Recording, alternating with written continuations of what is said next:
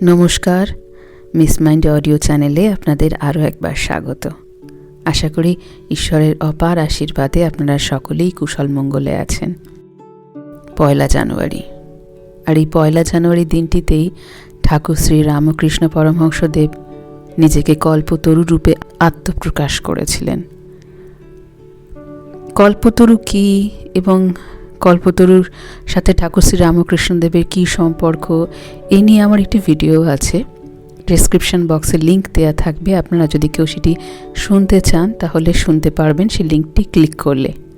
তবে আজকে যে জিনিসটি সম্বন্ধে আপনাদের বলবো যে এই কল্পতরু দিবসে অর্থাৎ 1886 খ্রিস্টাব্দের 1 জানুয়ারি দিনটিতে আমাদের কিছু জানা তথ্যও আছে, আবার কিছু জিনিস আমাদের অজানাও আছে।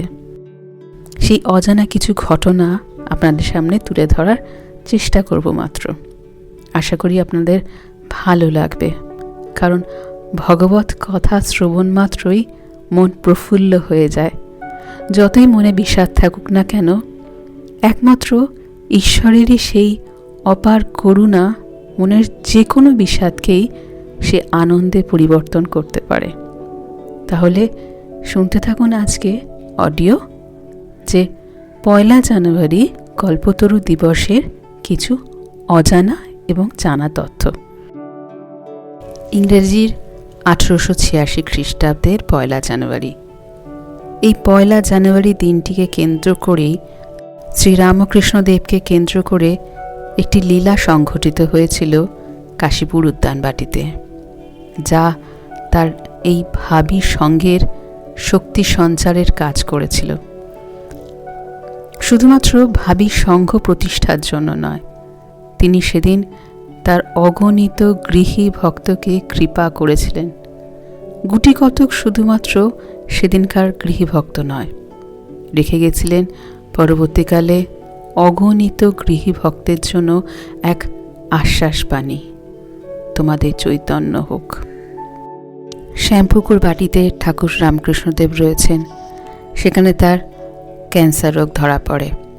ডাক্তার পরামর্শ দিলেন কোনো খোলা জায়গায়, যেখানে প্রকৃতি নির্মল, পরিবেশ অপূর্ব, এমন কোনো জায়গায় তাকে রাখতে, যাতে তার কিছুটা হলেও আরাম হয়। চতুর্দিকে খুঁজতে খুঁজতে কাশীপুরের একটি বাগান বাড়ি পাওয়া গেল। সেটি বর্তমানে উদ্যানবাটি। সেই উদ্যানবাটিতে আনা হলো। ঠাকুরের তখন সেবায় রয়েছেন তার গৃহী ভক্তরা এবং সন্ন্যাস ভক্তরা। তখনও তাদের সন্ন্যাস হয়নি, পরবর্তীকালে তারা সন্ন্যাসী ভক্তগণ হিসেবে পরিচিতি পাবে। তখন তার সেবা যে সমস্ত যুবক ছেলেরা রয়েছে, যারা মনে প্রাণে ত্যাগের পথে অনুসারী এবং পাকাপাকিভাবে সংসার ছেড়ে সন্ন্যাস ধর্ম নিতে চান, তাদের মধ্যে কেউ কেউ পুরোপুরি ঘর ছেড়ে দিয়েছে, তাদের বাড়ি ফিরে যাওয়ার আর পথ নেই। আবার কেউ কেউ বাড়ি থেকে যাতায়াত করছেন।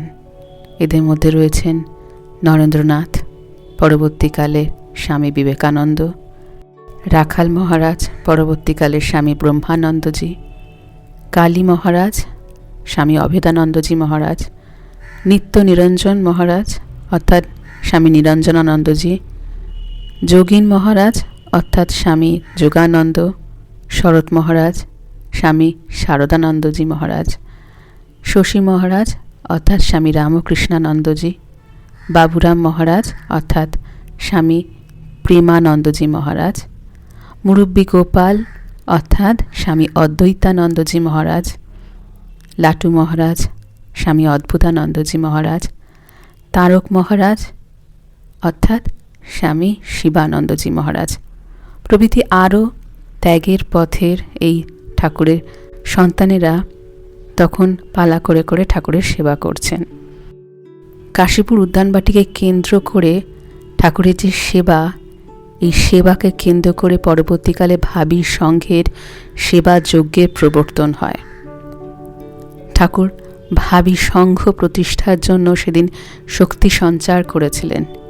সেদিন যেমন শক্তি সঞ্চার করেছিলেন সমগ্র গৃহী ভক্তদের মধ্যে, তেমনি এই কাশীপুর উদ্যানবাটিতে স্বামীজি অর্থাৎ নরেন্দ্রনাথ দত্তের মধ্যে শক্তি সঞ্চার করে বলেছিলেন, আজ তোকে সব দিয়ে ফকির হলুম, এই শক্তি দিয়ে তুই মায়ের কাজ করবি।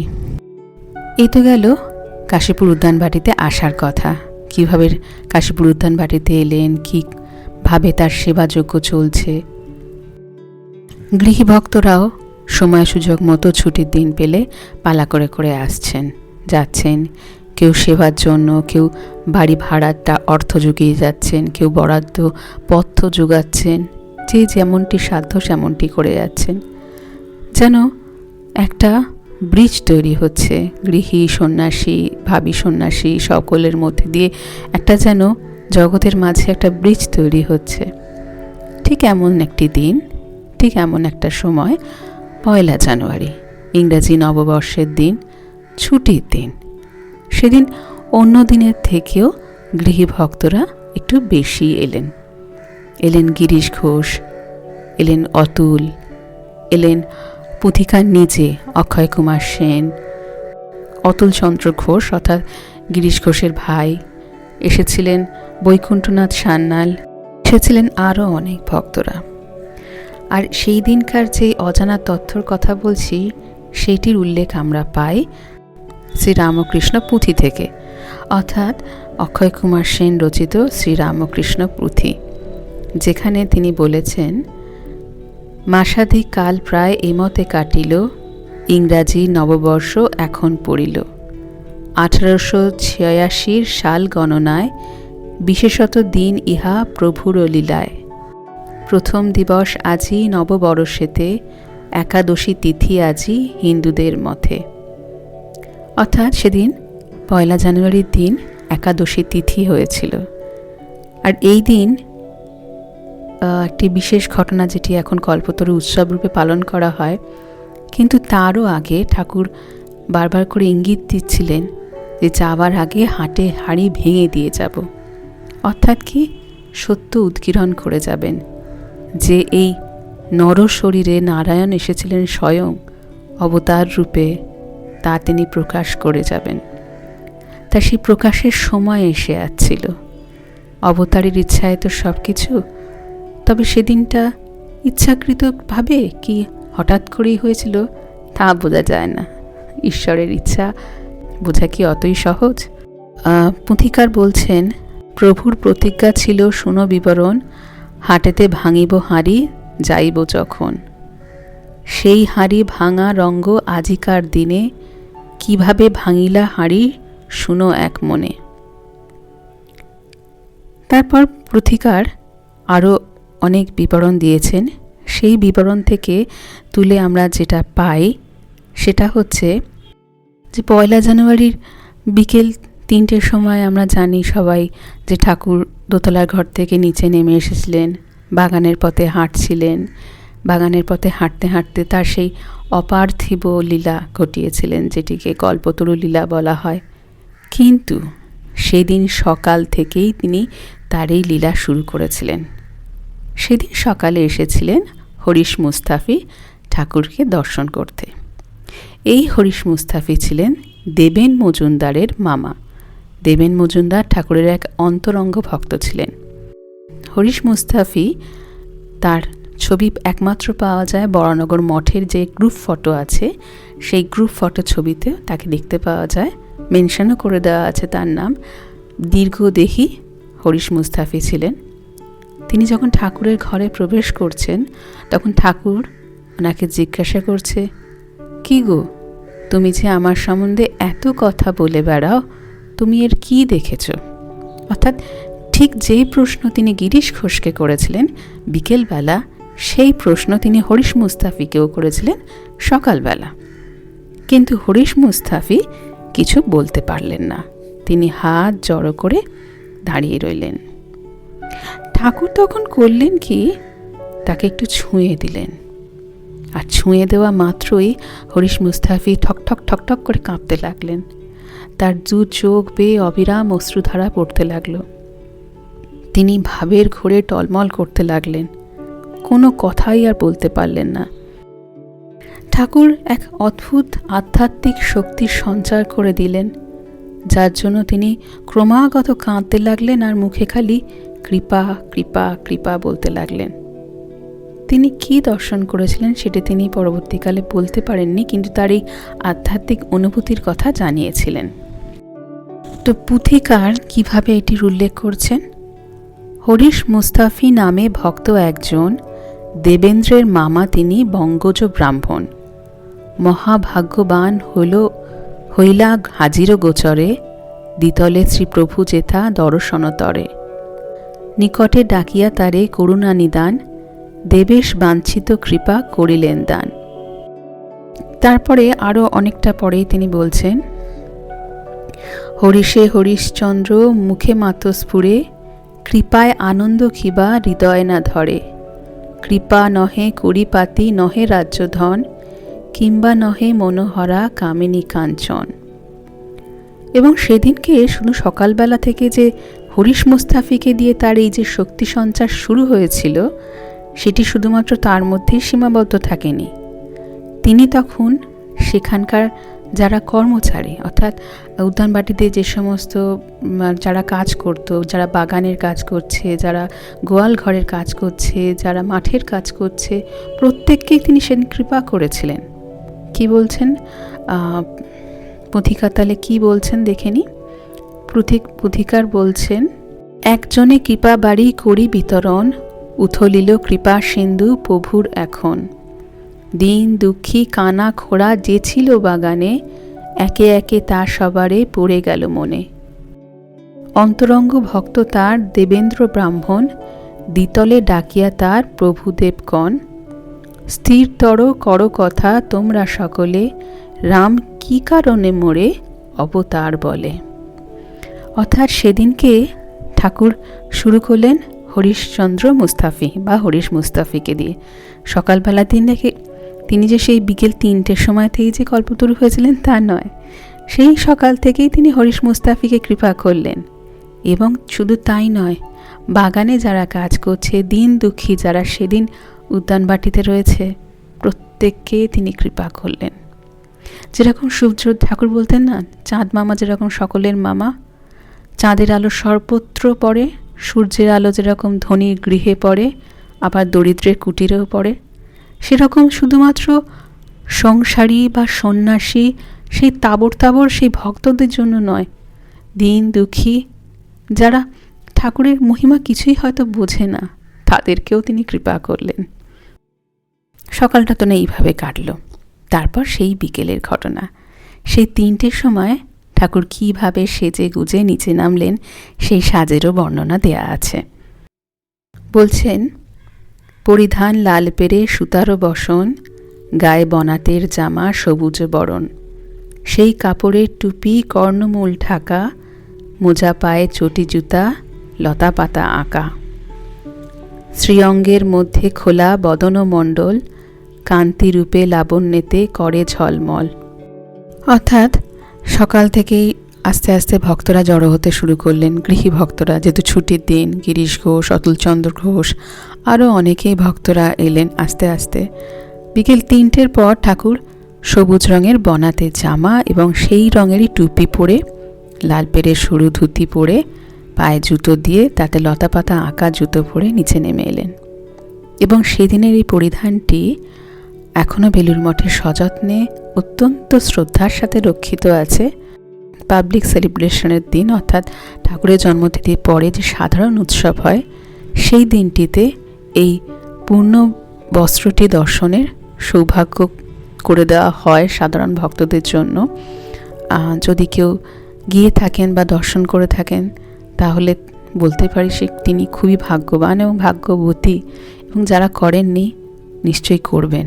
এই অপার এক অদ্ভুত অনুভূতি হবে আপনাদের, এইটুকু বলতে পারি। এবার বলছেন, অর্থাৎ পুথিকার তার লেখায় বলছেন, দারুণ বিহাদি ভোগে শীর্ণ কলেবর, কিন্তু বয়ানেতে কান্তি বহে নিরন্তর। মনে হয় অঙ্গবাস সব দিয়া খুলি, নয়ন ভরিয়া দেখি রূপের পুতুলি। অর্থাৎ এত রোগ ভোগ, এত কষ্টের পর তার দেহ একেবারে শীর্ণ হয়ে গেছে, কিন্তু তার মুখ দিয়ে সেই অপরূপ জ্যোতি বেরিয়ে আসছে, যা দেখলে মনে হয় বারবার দেখে চোখের পলক ফেলতে ইচ্ছা করে না, এত সুন্দর লাগে। তখন ঘটল সেই ঘটনা যা আমরা সকলেই প্রায় জানি, যে ঠাকুর গিরিশ ঘোষকে প্রশ্ন করলেন, হ্যাঁ গা, যে তুমি একে এত কিছু বলে বেড়াও, অর্থাৎ তুমি এর অবতারত্ব সম্বন্ধে এত লোককে বলে বেড়াও, তুমি এর মধ্যে কি দেখেছ? গিরিশ ঘোষের সেই ভক্তিময় উক্তি, ব্যাস বাল্মীকি যার ইয়ত্তা করতে পারেনি, আমি তার কি করব? এবং সঙ্গে সঙ্গে কথাটি শোনা মাত্র ঠাকুর ভাব সমাধিমগ্ন হলেন।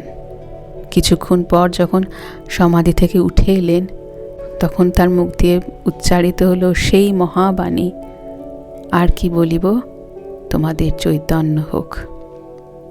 তো এই কথাটি বলেই তিনি শুধু ক্ষান্ত হননি, তিনি প্রত্যেককে স্পর্শ করে করে তাদের মধ্যে চৈতন্যের জাগরণ ঘটিয়েছিলেন। কারুর বুকে, কারুর মাথায়, কারুর কপালে তিনি হাত বুলিয়ে এক আধ্যাত্মিক স্তরে নিয়ে চলে গিয়েছিলেন। এবং লীলা প্রসঙ্গে উল্লেখ পাওয়া যায় আরেক ভক্ত যার নাম হারানচন্দ্র দাস, তার মস্তকে তিনি তার পাদপদ্ম, তার পদকমলটি রেখেছিলেন, রেখে সেখানে তিনি চৈতন্যের সঞ্চার করেছিলেন। এবং প্রত্যেকের আলাদা আলাদা অনুভূতি, কেউ হাসছে, কেউ কাঁদছে। এর মধ্যে পুথিকার সেদিনকে গিয়েছিলেন। পুথিকার এটি চাঁপা গাছ থেকে কিছু ফুল পেড়েছিলেন। ঠাকুরের যে এই ঘটনাটি ঘটবে তার কিন্তু আগে থাকতেই তিনি ফুল পেড়ে রেখেছিলেন, এবং তার কোনো জানাই ছিল না যে ঠাকুর এরকম ঘটনা ঘটাবেন। তিনি ভেবেছিলেন ঠাকুর যখন আসবেন সামনে, তিনি ঠাকুরের পাদপদ্মে দুটি ফুল নিবেদন করে প্রণাম করবেন। তো সেখানে পুথিকার কি বলছেন? পুথিকার বলছেন, দাঁড়াইনু একধারে প্রভুর পশ্চাতে, জহরিয়া চাপা দুটি ছিল দুই হাতে। মহাভক্ত শ্রীগিরিশ কাছে শ্রীপ্রভুর, সঙ্গে তার কথা কন লীলারও ঠাকুর। আজি মনোহর বেশ প্রভুরও আমার, বারেক দেখিলে কভু নহে ভুলিবার। তারপরে যে তিনি যে সকলের মধ্যে শক্তি সঞ্চার করলেন, ঠাকুর সকলকে এক আধ্যাত্মিকতার উচ্চ স্তরে নিয়ে গিয়েছিলেন।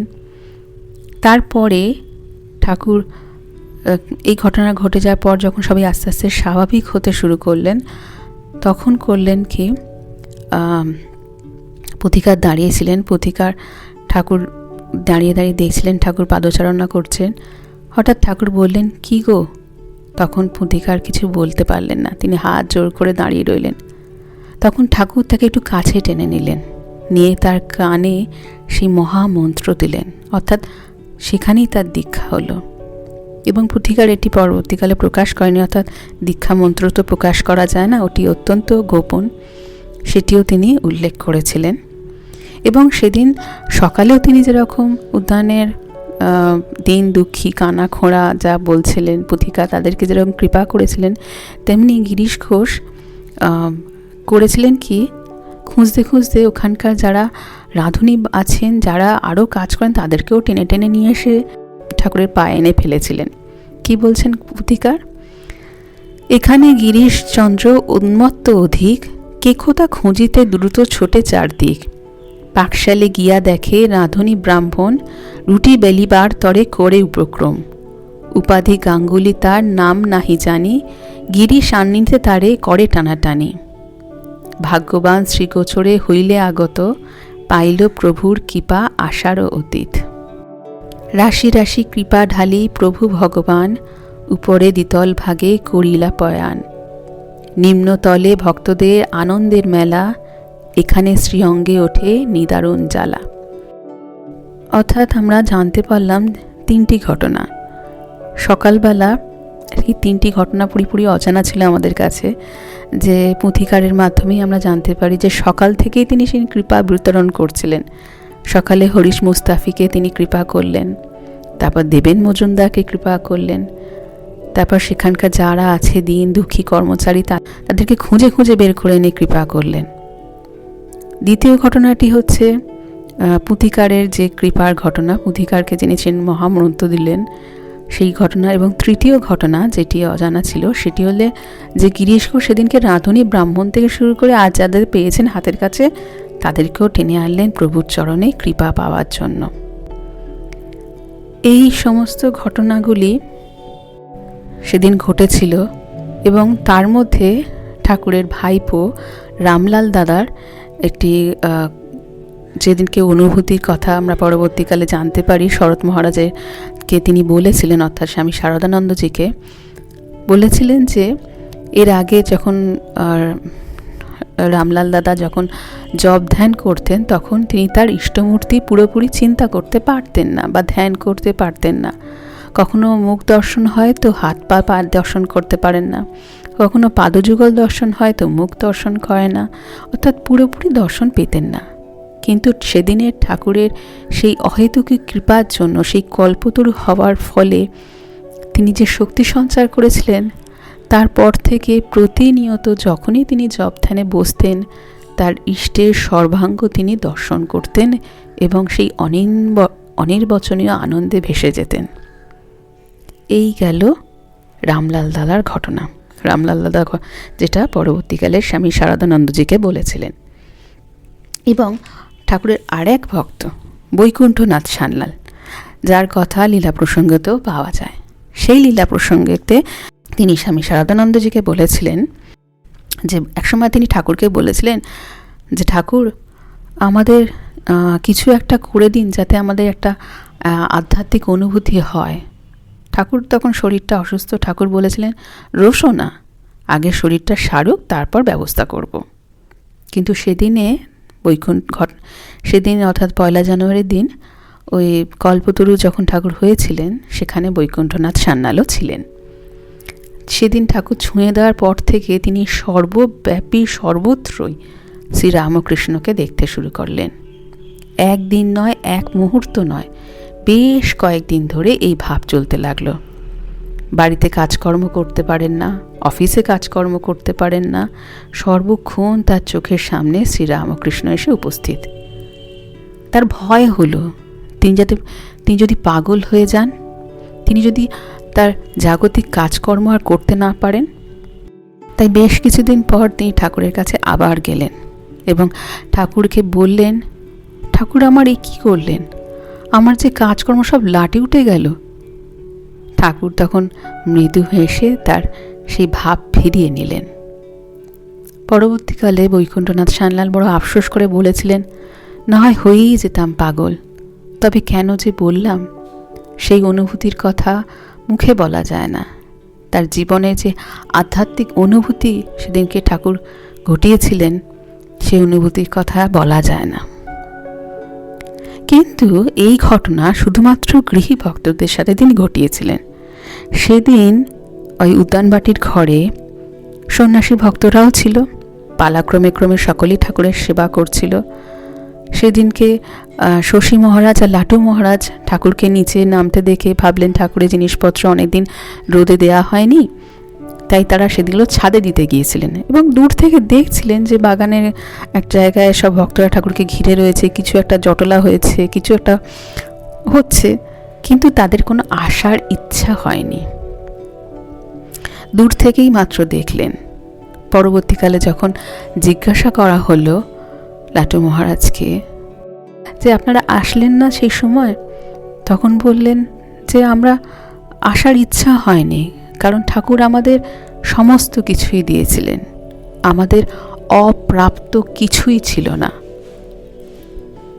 অর্থাৎ সাধন জীবনের একেবারে শেষ পর্যায়ে, যেখানে সাধকের পাওয়া আর কিছু থাকে না, সে চাওয়া পাওয়ার ঊর্ধ্বে চলে যায়, সেই রকম পর্যায়ে তারা গিয়েছিল। ঠাকুর তাদের সমস্ত কিছু উজাড় করে দিয়ে দিয়েছিলেন, তার অপ্রাপ্ত আর কিচ্ছু ছিল না। বাকি ছিল এই আমাদের মতো পড়ে থাকা সংসারী মানুষদের। তাদেরকে সেই দিনটি তিনি অকাতরে বিলিয়ে দিলেন, আধ্যাত্মিক চেতনা স্তরে ভাসিয়ে দিলেন। তাই তো আজও সেই দিনটিকে স্মরণ করে লক্ষাধিক মানুষ চলে যান উদ্যানবাটিতে 1 জানুয়ারির দিন। কিসের টানে? সেই আধ্যাত্মিক অনুভূতির টানে, সেই ভগবত প্রেমের টানে। তাই স্বামীজি বলতেন যে সন্ন্যাসীর হচ্ছে সেবাই ধর্ম, ভগবত প্রেম বৃদ্ধি পায় এমন কাজই করতে হয়, আর এই প্রেমের বশেই সেবা কাজ হয়। ব্রহ্ম থেকে কীট পরমাণু সর্বভূতে সেই প্রেমময়, মন প্রাণ শরীর অর্পণ করো সখে, এসবারই পায়। বৈষ্ণব শাস্ত্রে যা বলে যে ভগবত প্রেম দরকার। কেন? ভগবত প্রেম থেকে সেবা করতে হবে, নিঃস্বার্থভাবে সেবা। সেদিন লাটু মহারাজ, শশী মহারাজ, সমস্ত সন্ন্যাসীরা না থাকলেও কেউ কেউ তো ছিলেন, তারা কিন্তু কেউ আসেনি, কারণ তাদের সেদিনকে সব পাওয়া হয়ে গিয়েছিল। তারা সেই ঠাকুরের সেবা যজ্ঞের মধ্যে ছিল, যে সেবা যজ্ঞ এখনও রামকৃষ্ণ মঠ মিশন চালিয়ে যাচ্ছেন। ঈশ্বরের মূর্তি নয়, সকল মানুষের মধ্যে সেবা যজ্ঞ চলছে। স্বামীজি যে পথ দেখিয়ে দিয়ে গেছিলেন, আজও ঠাকুরের সেই লীলার টানে বহু দূর দূরান্ত থেকে অগণিত লক্ষাধিক ভক্ত ছুটে আসে ঠাকুরের সেই আধ্যাত্মিক অনুভূতি পেতে। নিশ্চিত বিশ্বাস আপনারাও যারা শুনছেন তাদের মধ্যেও কেউ কেউ যাবেন বা কেউ কেউ গিয়েছেন, এখন আর পারেন না যেতে, তবে মনে প্রাণে সেই স্থানটিতে উপস্থিত থাকেন। মানস চোখেই চলে যান, মনে মনে করুন মানস পূজা, দেখবেন ঠাকুরের কৃপা ঠিকই পাবেন। আজকে অডিওটার মাধ্যমে আপনাদের সামনে সেই দিনকার সেই অজানা কিছু তথ্য তুলে ধরার চেষ্টা করলাম মাত্র। বাকিটা সবই আপনাদের এবং শ্রী শ্রী ঠাকুরের আশীর্বাদ। আর শেষ করছি শ্রী পুঁথিকারের প্রভুর বন্দনা দিয়ে। জয় জয় রামকৃষ্ণ বাঞ্ছা কল্পতরু, জয় জয় ভগবান জগতের গুরু, জয় জয় রামকৃষ্ণ ইষ্টগোষ্ঠীগণ, সবার চরণ রেণু মাগে অধম।